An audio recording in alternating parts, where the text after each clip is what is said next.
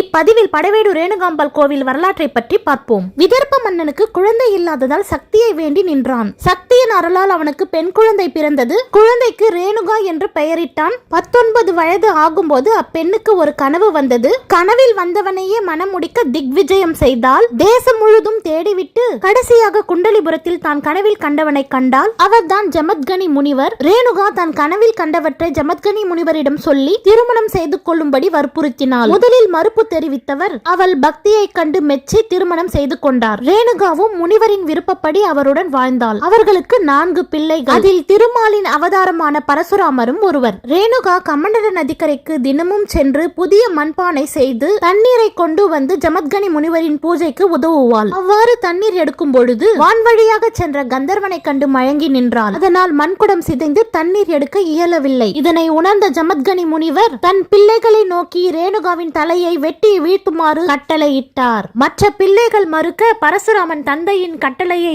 ஏற்று 2 வரங்களையும் பெற்று விட்டு சென்றான். கோடாரியை எடுத்துக்கொண்டு தாயை நோக்கி உயிருக்கு பயந்த ரேணுகா அருந்ததி என்ற பெண்ணை கட்டி அணைத்து உயிரை காக்கும்படி வேண்டினாள். பரசுராமன் கோடாரியை வீச இருவரின் தலையும் வெட்டப்பட்டது. உடனே தந்தையிடம் சென்று தன் தாயை காக்குமாறு வேண்டினார். ஜமத்கனி முனிவரும் கமண்டலத்தில் நீரை கொடுத்து தலை உடம்பு ஒன்று சேர்த்த பிறகு நீரை தெளிக்க சொன்னார். அவ்வாறே பரசுராமன் செய்தான். அவசரமாக செய்ததில் இருவரின் தலையும் உடம்பும் மாறியிருந்தது. இதனை தந்தையிடம் சொன்னான். ஆனால் இனி ஒன்றும் செய்ய இயலாது என்று முனிவர் கூறிவிட்டார். கார்த்துவீர்யார்ஜுனன் என்ற மன்னன் காமதேனுவை கவர்ந்து செல்வதற்காக ஜமத்கனி முனிவரை கொன்றார். ஜமத்கனி முனிவரின் உடல் எரியூட்டப்பட ரேணுகாவும் அத்தீயில் விழுந்தாள். அவளின் பதிபக்தியை சிவன் மழையை வருவித்தார். ஜமத்கனி முனிவரையும் உயிர்ப்பித்தார். பூவுலகில் தலையை மட்டும் கொண்ட தெய்வமாக விளங்கி பக்தர்களுக்கு அருள் செய்வாய் என்று ரேணுகாவிற்கு வரமும் தந்தார் ஈஸ்வரன். ரேணுகாதேவி படையோடு முகாமிட்டு திருமணம் செய்ததால் படைவீடு என பெயர் பெற்றது.